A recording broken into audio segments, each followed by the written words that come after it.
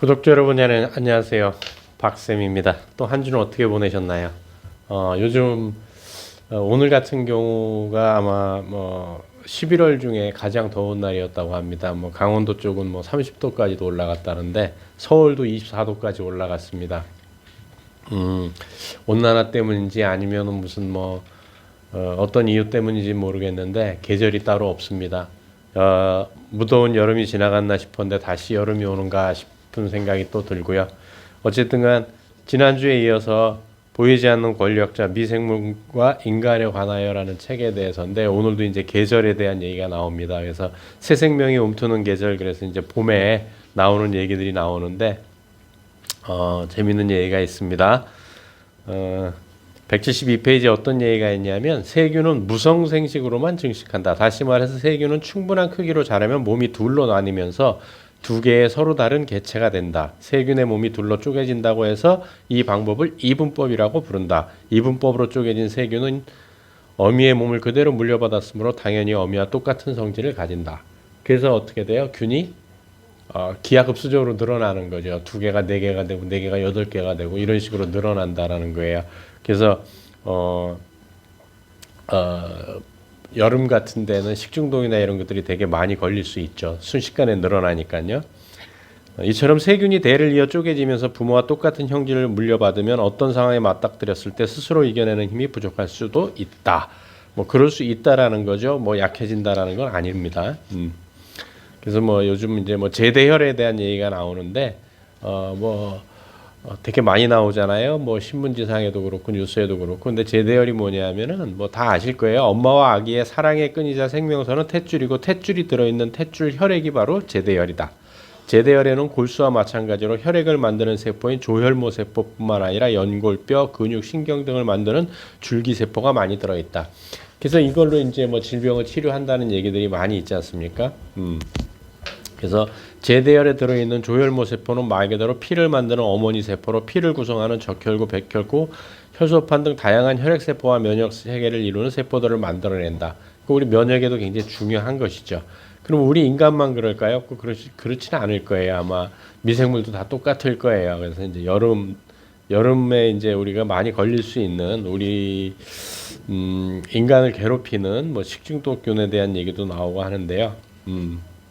그래서 아프지 않고 여름나기 그래가지고 대부분의 미생물들은 냉동 온도는 물론이고 냉장 온도에서도 활력을 잃기 마련이다. 그래서 음식이나 식재료는 냉장고나 냉동고에 보관한다. 식중독균이 대부분 냉장고 안에서는 증식하지 못하기 때문이다. 그러나 리스테리아균은 예외적으로 냉장 온도에서도 버텨낼 수 있다. 그래서 냉장고에 보관한 음식을 먹고 식중독이 발병했다면 우선 리스테리아균을 의심해 보아야 한다. 여름에도 잘했는데도 식중독에 걸리고 하죠. 수인성도 있고 여러 가지 있기 때문에 그렇습니다. 194페이지에 어떤 얘기가 있냐면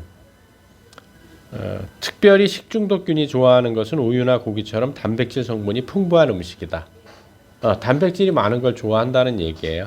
그러므로 여름철에는 이러한 단백질 음식이 빨리 상해 식중독의 원인이 되기도 한다. 이러한 이유에서 먹다 남은 음식은 아깝더라도 버리고 신선한 음식을 먹는 것이 식중독을 현명하게 이겨내는 방법이다. 이것도 현명하게 이겨내는 방법이지만 가능하시면 단백질, 동물성 단백질을 좀 줄이시는 것도 현명한 방법이에요. 여름에는. 식중독의 대표적인 증상으로는 수인성 질병과 비슷한 설사, 복통 그리고 고열 등이 있다. 그 외에도 때로는 구토, 발진까지도 나타난다. 몸에 두드러기가 일어나면 식중독이 아닌가 의심하는 것도 두드러기가 일반적인 식중독 증상이기 때문이다. 이런 증상들이 이제 여름에 많이 일어날 수 있기 때문에 고기를 꼭 반드시 불에 익혀서 드셔야지 좀 이런 피해에서 벗어날 수 있습니다. 우리에게 해를 끼치는 대표적인 식중독균으로는 살모넬라균과 황색포도상규균, 리스테리아균, 이질균, 콜레라균, 보툴리누스균 등을 꼽는다. 살모넬라균은 지금까지 알려진 종류가 1300가지로 훨씬 넘는다고 하니 살모넬라균 가운데에서도 어떤 종류인지 정확히 구분하기조차 어려울 때가 많다. 콜레라나 장티푸스, 이질 따위는 전염성이 강한 균이므로 이들은 특별히 나라에서 관리하는 법정 전염병균으로 구분된다. 이런 균들이 우리 몸에 해를 끼치는 거죠. 보툴리누스균 같은 경우도 그렇지만 그 보톡스라고 하죠. 이게 보툴리누스균에서 나오는 독소를 가지고 우리 신경을 죽여서 주름을 안 지게 만드는 거거든요. 우리 몸에 해로운 거죠, 사실은. 뭐 미량을 넣기 때문에 뭐 해롭다고까지는 할 수는 없겠지만 어쨌든간 미생물에서 나오는 독소를 집어넣어서 신경계를 마비시켜 버리는 거거든요. 그래서 보톡스를 많이 맞으시는 분들은 한 번쯤 생각을 해보셔야 되는 겁니다, 사실은. 식중독을 일으키는 미생물 가운데 대장균 종류는 잠복기가 일주일을 넘기기도 해서 음식을 먹자마자 바로 식중독 증상이 나타나지 않을 수도 있다. 그렇지만 황색포도 상규군은 잠복기가 2시간에서 4시간 정도로 짧아서 식중독 증상을 금방 일으키는 대표적인 균이다. 더욱이 황색포도 상규군은 우리 몸에 침입해 장에서 독소를 분비한다는 특성이 있다. 이게 사실은 황색포도 상규균이 상당히 위험한 균이죠. 우리가 굉장히 조심해야 되는 겁니다. 근데 너무 많죠. 그다음에 이제 뭐 가을도 뭐 나오는데 가을에는 그냥 뭐 햇빛을 많이 쬐는 것이 가장 좋고요. 겨울 같은 경우도 이제 겨울에 건강하게 사는 방법은 한 가지예요. 건조하지 않게 해야 돼요. 기관지도 그렇고 피부도 그렇고 건조하지 않게 해야 되거든요. 216페이지에 그런 얘기가 있습니다. 겨울을 이제 얘기인데 감기를 일으키는 바이러스에는 리노바이러스를 비롯해 아데노바이러스, 코로나 바이러스 등 수십 가지가 있다. 반면 독감은 인플루엔자 바이러스 한 종류에 의해서만 일어난다. 또 분명한 것은 아니나 감기는 사계절 언제라도 자주 발생하는 반면 독감은 주로 겨울철에만 발생한다. 왜 그럴까요? 우리의 1차 방어선이 어디냐면 피부 점막이거든요. 점막 그러면 사실 피부보다도 훨씬 더 광범위한 범위입니다. 기관지 안도 그렇고 위장 안, 입부터 항문까지의 모든 그쪽이 다 점막이고요. 폐 안쪽도 그렇고 또 방광 안쪽, 생식기 안쪽 전부 다 점막이거든요. 여기가 1차 방어선들이에요. 1차 방어선들인데 여기가는 항상 그 촉촉해야 됩니다. 촉촉. 그래야 건강하고 감기나 이런 거에 안 걸릴 수 있는데 겨울에는 아무래도 건조하다 보니까 좀 면역력이 떨어지는 경향이 있는 거죠. 그리고 여기서 이제 말씀드리고 싶은 게 뭐냐면 감기를 일으키는 바이러스에는 리노바이러스, 아데노바이러스, 코로나 바이러스 그리고 코로나로 대개 한 3년 가까이를 고생을 했지 않습니까? 팬데믹이 돼가지고. 근데 사실은 이 감기 바이러스 중에 코로나는 굉장히 약한 놈 중에 하나입니다. 리노나 아데노 바이러스 뭐 이런 것들 뭐 얘네도 종류가 너무 많기 때문에 꼭 얘네가 뭐 강하다 약하다 이런 것보다는 가장 보편적인 게 리노 바이러스거든요. 감기를 일으키는 얘 종류만 해도 다 해서 300여 가지가 넘어요. 그래서 한 번 걸린 감기는 우리가 2번 다시 안 걸리는 겁니다. 다른 종류의 바이러스에 의해서 다른 감기가 오는 거예요. 독감이 특히 겨울철에 유행하는 것은 추위 때문에 몸의 면역 기능이 떨어지고 기관지 점막이 건조해지기 때문이다. 여기서 이게 이제 닭이 먼저냐 달걀이 먼저냐의 문제인데 몸의 면역 기능이 떨어져서 기관지 점막이 기관지 점막이 건조해지는 건지 건조해졌기 때문에 몸의 면역이 떨어지는 건지 저는 후자라고 보거든요. 촉촉하다고 하면 그만큼 면역력에도 저항을 할 수 있어요. 물론 워낙 환경적으로 건조한 계절이기 때문에 신경을 많이 써야 되겠지만 말이죠. 그만큼 독감에 걸릴 가능성도 높아진다. 그러므로 독감에 걸리지 않기 위해서 또는 독감에 걸렸더라도 빨리 낫기 위해서는 떨어진 몸의 면역 기능을 되찾아주고 부족한 수분을 보충해야만 한다. 더욱이 싱싱한 채소와 과일을 많이 먹어 비타민 A와 비타민 C를 많이 섭취하는 것이 감기와 독감의 예방과 치료에 큰 도움이 된다라고 되어 있습니다.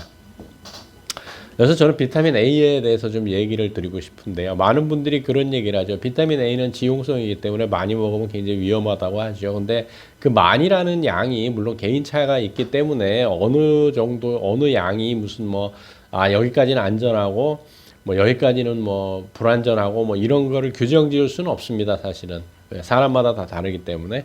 그런데 비타민 A 지용성을 한꺼번에 어마무시하게 먹어야만이 문제가 되는 것이고 또 지용성 비타민이 아니고 프로비타민 A라 그래서 비타민 A의 전구체 형태로 흡수하시면 아무리 많이 드셔도 큰 문제를 일으키지 않거든요. 가장 대표적인 예로 겨울에 나는 과일이 뭐예요? 귤이죠. 귤을 앉아서 한 박스를 다 먹으면 어떻게 돼요? 손바닥하고 눈동자하고 약간 노래지죠. 그게 이제 카로티노이드 때문에 그런 거거든요. 그게 이제 전구체예요, 전구체. 얘네들은 다 소비되는 게 아니고 저장됐다가 내 몸에 필요하면 비타민 A로 전환시킬 수 있는 거거든요. 그래서 겨울에 왜 겨울에 귤을 많이 먹어야 되는지를 다시 한번 상기를 하셔야 됩니다. 비타민 C도 있지만 비타민 A도 마찬가지거든요. 저는 비타민 A가 면역력을 가장 많이 끌어올린다고 생각을 합니다. 왜 우리 몸 중에서 가장 많은 조직이 상피 조직이거든요. 그 상피 조직을 건강하게 만드는 게 비타민 A입니다. 각막도 망막도 다 이 상피 조직이거든요.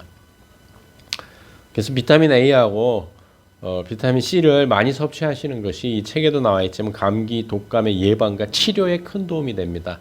비타민 C 메가요법 같은 경우는 뭐 국회 도서관에 들어가셔서 아니면 중앙 도서관 석박사 논문에서 비타민 C와 감기라고 관련된 논문을 찾으면 수백 편들이 나옵니다. 그래서 그런 것들을 뭐 한 번씩 찾아보셔서 비타민 C와 감기의 관계를 한 번도 생각해 보시는 것, 어떤 항생제를 드시는 것보다도 사실은 얘네들은 바이러스이기 때문에 항생제를 먹어도 치료가 되는 게 아니거든요. 그렇기 때문에 비타민 C를 좀 챙겨 드신다고 한다면 훨씬 더 고생을 덜 하지 않을까라고 생각을 해봅니다. 221페이지에 조류 인플루엔자는 조류가 인플루엔자 바이러스에 감염되어 발병하는 바이러스병이다.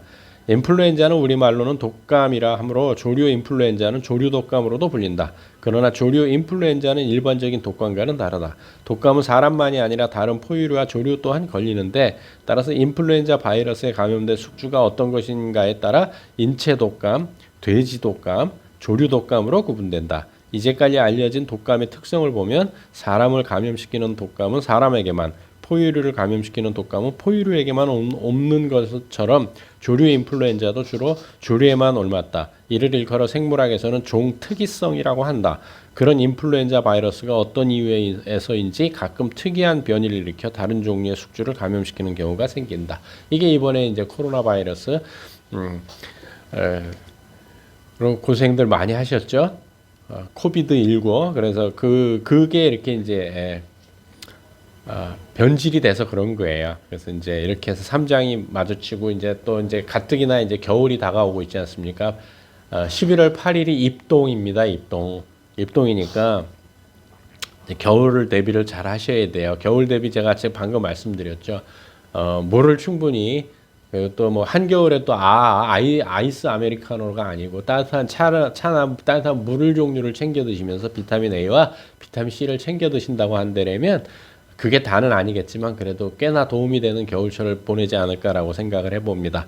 그래서 이제 4부로 넘어가서 제목이 이제 미생물에게서 우리를 보았다라는 제목을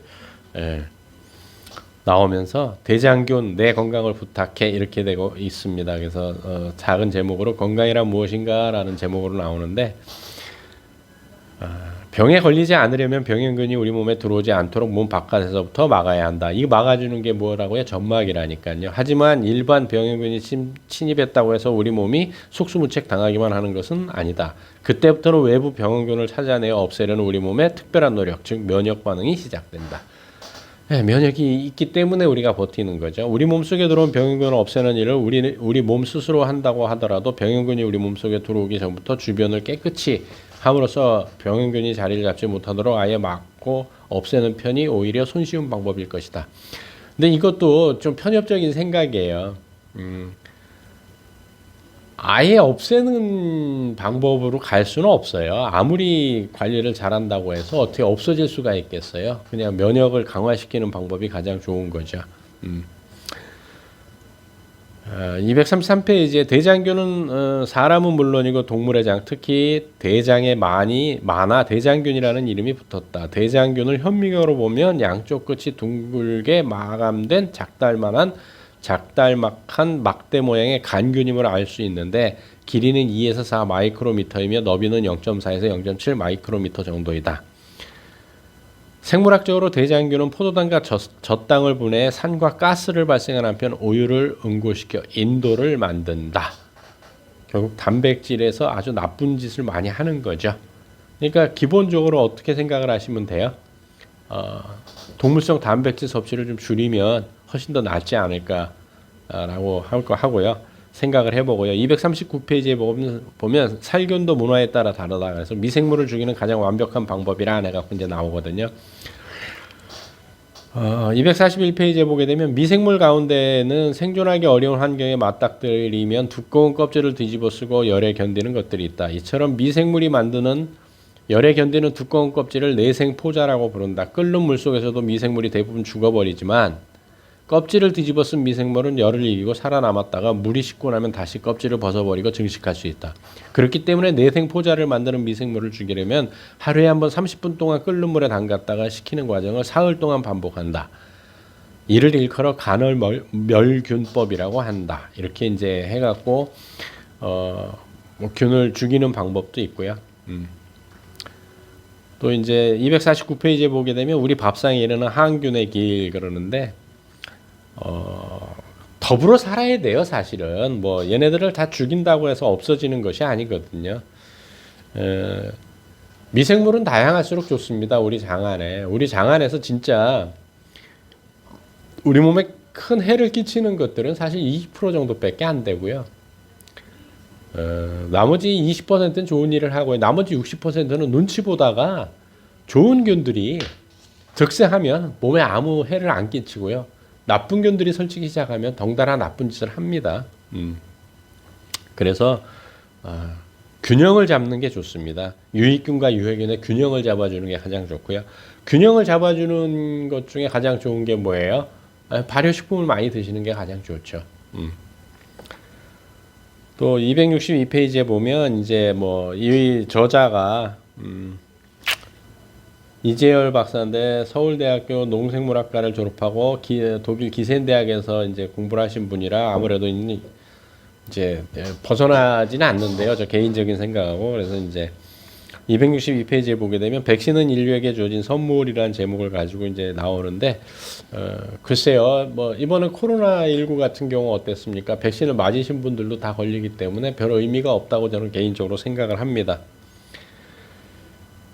바이러스는 숙주 세포 속에서 살고 있다. 따라서 바이러스를 죽이는 약은 세포 내로 들어가 바이러스를 처리해야 한다. 그런데 이 과정에서 숙주 세포도 덩달아 피해를 받을 수밖에 없다. 그래서 바이러스를 죽이는 살바이러스 치료약을 개발하기는 쉽지 않다. 감기에는 약도 없다라는 말도 감기야말로 우리에게 가장 대표적인 바이러스병이기 때문이다. 그러니까 감기엔 약이 없어요. 그러니까 약국 가셔서 자꾸 병원 가셔서 자꾸 약 달라고 하지 마십시오. 265페이지에 정말 이게 재밌는 이게 정답인데요. 지구의 환경 변화와 약물의 오남용으로 인해 새롭게 나타난 전염병은 앞으로도 계속해서 늘어날 전망이다. 이제까지 큰 문제를 일으키지 않던 병행균이 어느 날 갑자기 독성이 강한 종류로 바뀌기도 하고 이제까지 알려지지 않았던 새로운 병행균이 속속 알려지기도 한다. 살을 파먹는 세균이나 에볼라 바이러스 그리고 2020년에 나타나 우리를 공포에 몰아넣은 코로나19, 사스, 코비드2가 대표적인 경우이다. 또한 새로운 독감 변종이 발생하고 페스트나 콜레라와 같이 이미 우리에게 알려진 질병들이 다시 활동하는 것도 모두 새로운 환경에서 새롭게 나타나고 있는 현상들이다. 이게 왜 그럴까요? 사실은 숲이 파괴돼서 생물의 다양성들을 살려줘야 가장 풍부하게 보유하고 있는 습지들이 다 지금 없어지기 때문에 이런 문제들이 생기는 거거든요. 그 안에서 자연계가 순환대로 돌아가게 되면 그 속 안에서 해결됐던 문제들이 이제 그게 안 되기 때문에 이제 밖으로 자꾸 나오게 되는 거거든요. 그래서 참 여러 가지 생각해 보야 할 일들이 많지만 어쨌든 간에 285페이지에 미생물이 미래다. 그래서 사실은 이제 유전자 분석 DNA를 분석하면 뭐 전부 다 해결될 것 같았지만 사실 그렇지 않고요. 그래서 그 DNA를 분석할 때 같이 했던 게 미생물. 그래서 요즘 계속 연구를 같이 했었거든요. 그래서 요즘 많이 나오는 얘기가 뭐예요? 이제 균총, 마이크로바이옴 얘기가 나오는 이유가 그런 겁니다. 그래서 우리가 앞으로 건강하게 살려면 어떻게 해야 되는가? 첫 번째 먹어야 산다. 무엇을 먹느냐는 거죠. 발효식품 많이 드시고 그러면 되고요. 둘째는 또 유전자 조작을 하는 것도 미래의 어떤 방법 중에 하나일 수는 있지만 저는 개인적으로는 좀 반대를 하고요. 또 건강을 생각해야 합니다. 건강을. 네 번째는 에너지를 만들어야 되고요. 이 에너지라는 것은 재생에너지를 의미한다고 보시면 돼요. 왜냐하면 이 탄소나 해서 없어지는 에너지를 계속 쓰면 언젠가 고갈되기 때문에 더 이상은 쓸 수 없게 되는 거거든요. 그래서 다섯 번째가 환경을 생각해야 된다라는 얘기를 저자는 하고 있습니다. 저는 이런 새로운 질병들이 계속 나타나는 가장 큰 이유 중에 하나가 무분별한 개발이라고 생각을 합니다. 개인적인 생각이에요. 제가 옳다는 건 아닌데 그럼으로써 숲이 파괴되고 천적들이 사라지게 됨으로써 조절 기능이 사라지게 된 거죠. 근데 70억 인구를 먹여 살리려고 하다 보니까 여러 가지 문제들이 새롭게 대두되기 때문에 이제 뭐 나라나 뭐 이런 데서 뭐 나의 건강을 지켜주는 시대는 아니라고 개인적으로 생각을 합니다. 내 건강은 내가 지켜야 하는 시대이기 때문에 현명한 우리 조상님네들처럼 발효식품 많이 드시고 동물성 단백질 섭취를 좀 줄이시고 이제 건조한 겨울이 다가오니까 물 많이 드시고 비타민 A와 비타민 C를 좀 많이 챙겨 드시는 또 구독자분들 됐으면 좋겠습니다. 다음 주에 좋은 책으로 다시 찾아뵙도록 하겠습니다. 수고하셨습니다.